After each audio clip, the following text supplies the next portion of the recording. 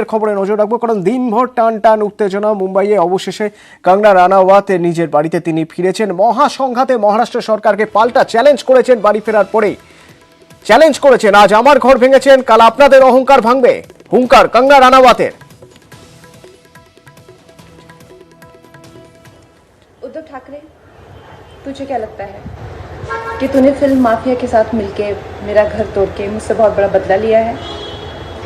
आज मेरा घर टूटा है, कल तेरा घमंड टूटेगा। ये वक्त का पहिया है, याद रखना, हमेशा एक जैसा नहीं रहता। और मुझे लगता है कि तुमने मुझ पर बहुत बड़ा एहसान किया है, क्योंकि मुझे पता तो था कि कश्मीरी पंडितों पे क्या बीती होगी। आज मैंने महसूस किया है, और आज मैं इस देश को वचन देती हूँ कि मैं सिर्फ अयोध्या पे ही नहीं, कश्मीर पे भी एक फिल्म बनाऊंगी, और अपने देशवासियों को जगाऊंगी, क्योंकि मुझे पता था हमारे साथ होगा तो होगा, लेकिन मेरे साथ हुआ है, इसका कोई मतलब है, इसके कोई मायने हैं।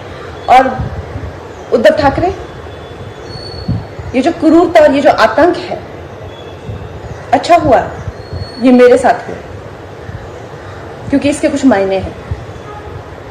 जय हिंद, जय महाराष्ट्र। এই ছিল সেই ভিডিও, যে ভিডিও তিনি টুইট করেছেন, যে ভিডিওতে তিনি হুঙ্কার বলা যায় তারপরে কঙ্গনা রানাওয়াতের, আজ আমার ঘর ভেঙেছেন, কাল আপনাদের অহংকার ভাঙবে। আরো একবার শুনবো কি বলছেন।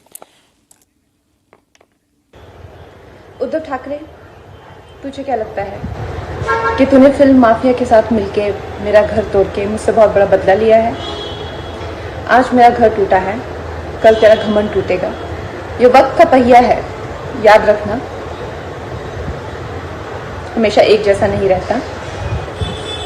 और मुझे लगता है कि तुमने मुझ पर बहुत बड़ा एहसान किया है, क्योंकि मुझे पता तो था कि कश्मीरी पंडितों पे क्या बीती होगी। आज मैंने महसूस किया है, और आज मैं इस देश को वचन देती हूँ कि मैं सिर्फ अयोध्या पे ही नहीं, कश्मीर पे भी एक फिल्म बनाऊंगी, और अपने देशवासियों को जगाऊंगी, क्योंकि मुझे पता था हमारे साथ होगा तो होगा, लेकिन मेरे साथ हुआ है, इसका कोई मतलब है, इसके कोई मायने हैं। और उद्धव ठाकरे, ये जो क्रूरता और ये जो आतंक है, अच्छा हुआ ये मेरे साथ हुआ, क्योंकि इसके कुछ मायने हैं। जय हिंद, जय महाराष्ट्र। সরাসরি প্রতিনিধি প্রশান্ত পান্ডে আমাদের সঙ্গে এই মুহূর্তে মুম্বাই থেকে রয়েছেন। प्रशांत, ये पूरा उद्धव ठाकरे को निशाना किया गया है, कंगना रनावत का अगले कदम क्या हो सकता है अभी? जी बिल्कुल, देखिए कंगना ने जिस तरह से तीखे शब्दों का इस्तेमाल किया, क्योंकि हमने इससे पहले भी देखा था संजय राउत से जो है कंगना रनावत दो चार हाथ खेल रही थी, लेकिन अब उद्धव ठाकरे को डायरेक्टली तू करना, तुम्हें बोलना, इन शब्दों से पता चल रहा है कि कितनी पीड़ा कंगना को हुई है, जिस तरह से उनके दफ्तर में तोड़फोड़ हुई है। लेकिन एक बात मैं आपको याद दिलाना चाहूंगा कि शिवसेना की तरफ से इस बयान का जवाब जल्दी आएगा, आप देखना, क्योंकि शिवसेना का तेवर सभी को पता है। महाराष्ट्र और मुंबई में अपनी अस्मिता और अपने तेज तर्रार तेवर के लिए ही शिवसेना पहचानी जाती है।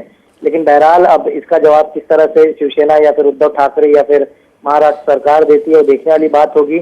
लेकिन बने रहे हमारे साथ। সরাসরি এই মুহূর্তে কঙ্গনা রানাওয়াতের বাড়ির সামনে থেকে রয়েছেন আমাদের প্রতিনিধি, কি বলছেন শুনো। जो किया है वो ठीक नहीं है, ये तुम्हारा घमंड है, ये जरूर टूटेगा। चुनौती दे डाली है कंगना रनावत ने, और कहीं ना कहीं जो उनका जो दफ्तर था, जो माना जाए, जिसमें वो कह रही थी कि प्रोडक्शन हाउस वो बना रही थी, साफ तौर पर जो दफ्तर की में कार्रवाई बीएमसी ने की है वो लेकर काफी गुस्से में है। लेकिन सवाल यही कि अगर बीएमसी को ये पता था कि लीगल कंस्ट्रक्शन चल रहा है, तो फिर उन्होंने पहले कार्रवाई क्यों नहीं की जब कंस्ट्रक्शन हो रहा था उसका। ऐसे में सवाल यही कि क्या संजय राउत के साथ जब जुबानी जंग उनकी तेज हुई, तो क्या इस तरह से कदम उठा लिया जाएगा शिवसेना के द्वारा, क्योंकि शिवसेना की सत्ता इस वक्त बीएमसी में है। और ऐसे में एनसीपी ने विरोध किया है। शरद पवार का बयान आपने देखा होगा, खासतौर पर उन्होंने कहा कि शिवसेना की इस कार्रवाई के साथ वो नहीं है। तो ये महत्वपूर्ण है कि शिवसेना अब अपनी ही सहयोगी पार्टियों से घिरती नजर आ रही है, और जिस तरह से कंगना ने वार किया है।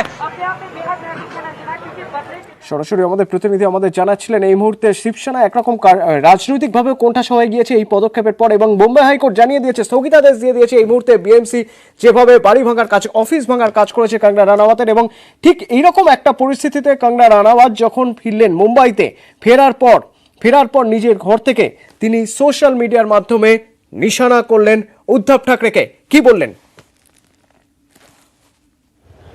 उद्धव ठाकरे, तुझे क्या लगता है कि तूने फिल्म माफिया के साथ मिलके मेरा घर तोड़ के मुझसे बहुत बड़ा बदला लिया है? आज मेरा घर टूटा है, कल तेरा घमंड टूटेगा। ये वक्त का पहिया है, याद रखना,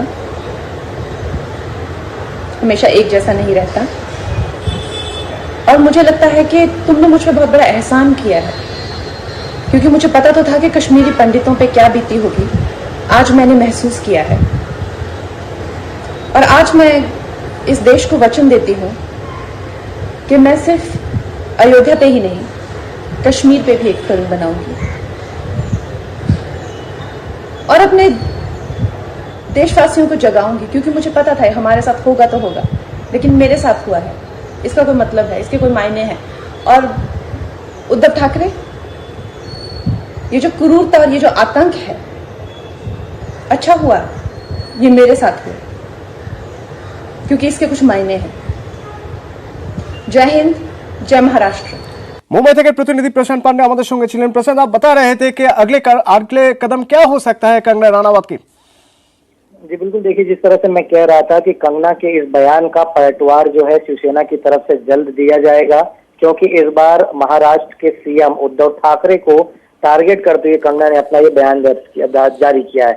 सबसे महत्वपूर्ण मैं आपको बताऊं कि कल की जो कोर्ट की हेयरिंग होगी 3 बजे की, सबकी नजर उस पर टिकी हुई है, क्योंकि अब जो बातें सामने आ रही है कि कंगना के दफ्तर में जो कंस्ट्रक्शन किए गए थे वो कुछ पार्ट जो है इनलीगल हो सकते, लेकिन सारे वो पार्ट नहीं कि जो तोड़े गए हैं। और जो नोटिस का समय दिया गया था 24 घंटे का, वो खत्म होने से पहले इन लोगों ने कार्रवाई की है। तो इससे बात स्पष्ट हो गई है कि ये बदले की कार्रवाई है। जिस तरह से प्रोडक्शन हाउस नहीं है, ये उनका पर्सनल घर है जो उन्होंने बहुत प्यार से बनाया है, अपने सेविंग्स को यूज करते हुए बनाया है, जिसमें लाखों करोड़ों खर्चे हो गए हैं। इस चीज़ को जो उन्होंने सबसे पहली चीज़ की म्यूनिसिपल ने कि यहाँ पे आके जो नोटिस इंस्पेक्शन किया, वो इंस्पेक्शन ही उनका इलीगल था, क्योंकि कंगना की गैर हाजिरी में वो ऐसे जबरदस्ती दादागिरी करके घर में घुस के इंस्पेक्ट नहीं कर सकते थे। कंगना ने उनको बताया था कि मैं आ रही हूँ 9 तारीख को, उसके बाद आके आपको जो करना है कर लो आप, मगर वो रुकने को तैयार नहीं थे। उन्होंने धमकी ना कि खाली मेरे क्लाइंट को दी, क्लाइंट के अड़ोस पड़ोस को भी धमकी दे दी, कंगना के नाम पे कि आप इनको सोशली बॉयकॉट करो और नहीं तो हम आपके घरों को भी अटैक करेंगे। और घर की हालत क्या है रिजवान भाई, मैं ये आपसे जानना चाहता हूँ, घर के अंदर जो सामान है उनका क्या हुआ है? देखिए, घर के अंदर का जो स्ट्रक्चर है वो उसको तो उन्होंने तोड़ा है, मगर सबसे इम्पोर्टेंट चीज जो तोड़ दिया उन्होंने, जो उनके पर्सनल आर्टिफैक्ट्स थे, जो उनकी पेंटिंग्स थी, जो उनके कीमती दूसरा आइटम्स थे, जैसे फॉर एग्जांपल फर्नीचर था, उनके लाइट्स, फैंस, जो महंगे आइटम्स है, लाइट्स सब महंगी थी, सब तोड़ दिया उन्होंने।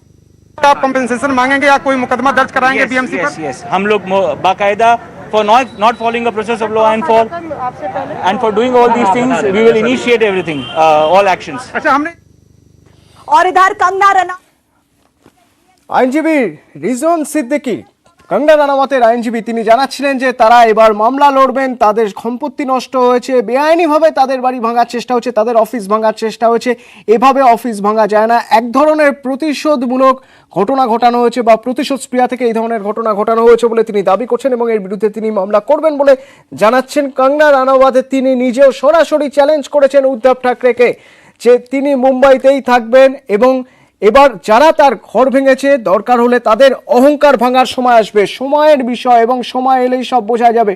আমাদের সঙ্গে রয়েছেন আমাদের প্রতিনিধি প্রশান্ত পান্ডে, তার সঙ্গে আমরা কথা বলবো এবং আমাদের প্রতিনিধিরা कंगना রানাওয়াতের বাড়ির সামনে থেকে যেমন রয়েছেন তেমনই कंगना রানাওয়াতের অফিস, যে অফিসের সামনে, যে অফিসে বিএমসির আছে ভাঙচুর বা অফিস আজ ভাঙার চেষ্টা করা হয়েছে, অফিসের একাংশ ভাঙা হয়েছে, সেই অফিসের সামনে থেকে আমাদের প্রতিনিধি রয়েছেন দেবেন্দ্র ফডনবিস। এই মুহূর্তে দেবেন্দ্র ফডনবিস কি বলছেন পুরো বিষয় নিয়ে জানবো একবার।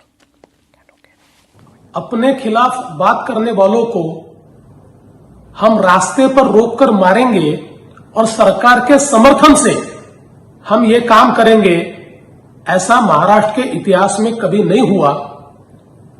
जो बात गलत है उसको गलत कहना ही चाहिए, लेकिन उस बात से महाराष्ट्र का जितना अपमान होता है या महाराष्ट्र पुलिस का जितना अपमान होता है, उतना ही अपमान सरकार जिस प्रकार की कार्रवाई कर रही है उस कार्रवाई के कारण महाराष्ट्र का पूरे देश में हो रहा है। अगर इलीगल कंस्ट्रक्शन है तो जरूर कार्रवाई होनी चाहिए, लेकिन सबके साथ ये कार्रवाई होती तो निश्चित रूप से उचित कार्रवाई होती। किसी ने आपके खिलाफ बात कही, इसलिए जब आप कार्रवाई करते हो तो ये कायरता है, बदले की भावना है, और महाराष्ट्र में इस प्रकार की भावना का कोई सम्मान नहीं हो सकता। এ ছিল মহারাষ্ট্রের প্রাক্তন মুখ্যমন্ত্রী দেবেন্দ্র ফডনবিসের বক্তব্য এবং এরই পাশাপাশি তাৎপর্যপূর্ণভাবে এনসিপির শরদ পাওয়ার তিনিও এই ঘটনার সমালোচনা করেছেন। একদিক থেকে বলা যেতেই পারে শিবসেনা অনেকটাই কোণঠাসা হয়ে গেল আজকের এই পদক্ষেপ, অর্থাৎ বৃহন মুম্বাই পুরসভা যে পদক্ষেপ করেছে পালি হিলসে পে লোডার এনে অভিনেতার অফিসের একাংশ ভেঙে দেওয়ার যে পদক্ষেপ, এবং যা ইতিমধ্যে বম্বে হাইকোর্ট স্থগিত করে দিয়েছে। तीनों दुकानों पर 10 फुट आगे तक स्ट्रक्चर बना हुआ है। दिखाइए जयपाल रावत जी, 10 फुट आगे तक स्ट्रक्चर बना हुआ है, और इस पूरे इलाके में, पाली हिल के इलाके में किसी भी घर को आप देखिए, उन घरों के ऊपर बरसाती लगी हुई है, उनकी बालकनी के ऊपर अवैध निर्माण हुआ है। तो क्या ये सरकार और बीएमसी इन सारे फ्लैट्स की बरसाती को ढहा देगी? क्या इन सारी दुकानों को ढहा देगी? सवाल सिर्फ इतना है कि एक सरकार अपने सभी नागरिकों के साथ समान व्यवहार करती है संविधान में लोकतांत्रिक मूल्यों के तहत। आप एक बयान दे दिया कंगना रनावत ने, तो उसका जवाब बयान है, किसी का घर तोड़ देना नहीं है। इसका मतलब क्या है कि सत्ता का ये दुरुपयोग है, और लोकतंत्र में जब सत्ता का दुरुपयोग होता है तब ये जो होता है शुभ लक्षण नहीं होते, शुभ संकेत ये नहीं है। अरुण आपने अभी ये कहा ना कि आगे जो है दूसरे घर उनमें সরাসরি আমাদের দেখাচ্ছিলেন সেই ছবি মুম্বাইয়ে পালি হিলসে যেখানে অফিস রয়েছে অভিনেতা কঙ্গনা রানাওয়াতের, সেখানেই আরো বেশ কয়েকটি বাড়ি রয়েছে যে বাড়িগুলো দেখে পরিষ্কার বোঝা যাচ্ছে যে সেই বাড়িগুলো বৃহন মুম্বাই পুরসভা যে আইন, যে নিয়ম, সেই নিয়ম মেনে হয়নি। তাহলে কেন এই আক্রমণ? তাহলে কি এটা উদ্দেশ্য প্রণোদিতভাবে বৃহন মুম্বাই পুরসভা আজ পেলোডার নিয়ে এসে পালি হিলসের অফিসের একাংশ ভেঙে দিয়েছে? এ প্রশ্ন উঠছে। এই খবর থাকবে, সরাসরি আমাদের প্রতিনিধিরা সেই ছবি আপনাদের দেখাবেন বিরতির